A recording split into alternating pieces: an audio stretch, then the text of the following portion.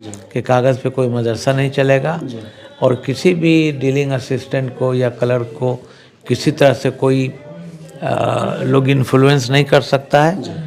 System के मुताबिक और नियम के मुताबिक जो काम होना होगा जिस मदरसे का वो काम होगा। वो अगर काम नहीं होना होगा तो नहीं होगा, मेरे कलम से तो नहीं होगा।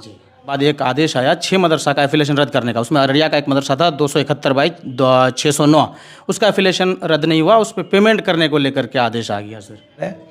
जो कैंसिलेशन का मैटर है और उसका पेमेंट का मैटर है, आपने जो बताया है उसको हम अभी दिखवा लेंगे। माननीय नीतीश कुमार के नेतृत्व में सरकार बनी है और नीतीश कुमार जी जब तक हैं मुसलमानों को कोई तकलीफ नहीं होगी और आने वाले मुस्तकबिल में जो होगा वो देखा जाएगा। इस तरह से सोशल मीडिया पर चल रही है कि अब बीजेपी ज़्यादा मजबूत हो गई है तो यहाँ पे बोर्ड को इस तरह से ख़त्म कर दिया जाएगा, माइनॉरिटी का जो दर्जा है वो ख़त्म कर दिया जाएगा, इस तरह की अफवाहें हैं, तो लोगों को क्या कहना चाहेंगे सर? ये सब बातें जो है अफवाह है। माननीय नीतीश कुमार के नेतृत्व में सरकार बनी है और नीतीश कुमार जी जब तक हैं मुसलमानों को कोई तकलीफ नहीं होगी और आने वाले मुस्तकबिल में जो होगा वो देखा जाएगा। लेकिन अभी इस सरकार में ऐसी कोई बात नहीं है और सरकार स्थिर है और बहुत अच्छे से 5 साल चलेगी। पिछले टर्म के अनुसार अभी अगर देखा जाए तो मदरसा बोर्ड में काफ़ी तब्दीली आई है और काफ़ी ट्रांसपेरेंट तरीके से, पारदर्शी तरीके से आप काम भी कर रहे हैं सर।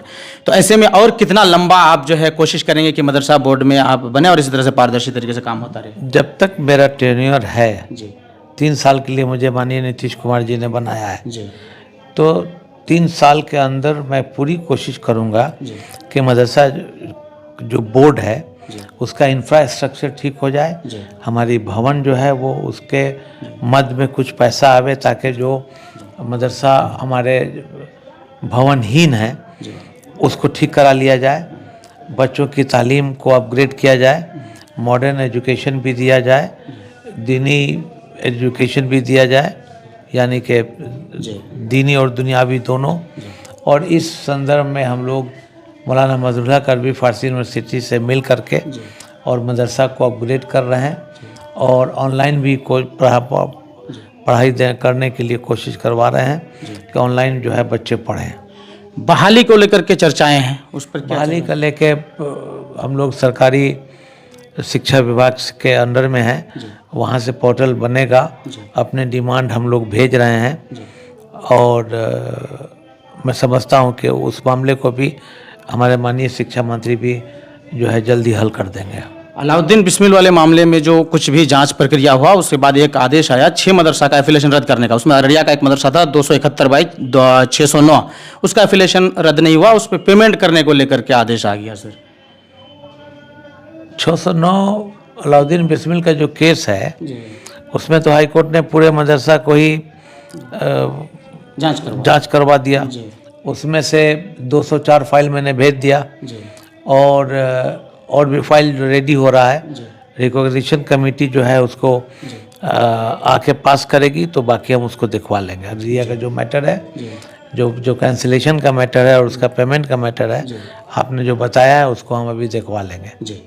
चलिए अंत में ये बताइए सर कि जिस तरह की चीज़ें हैं, आप कितना आपके तरफ से प्रयास किया जा रहा है कि इस तरह का बोर्ड काफ़ी पारदर्शी तरीके से काम करे और जो जाल एक बिछाया गया पहले होता था कि जाल था कि एक इंटरनल आए लोग क्लर्क के माध्यम से किसी अलग अलग माध्यम से लोग फंसते चले जाते थे, अब उन चीज़ों से निजात मिल रही है?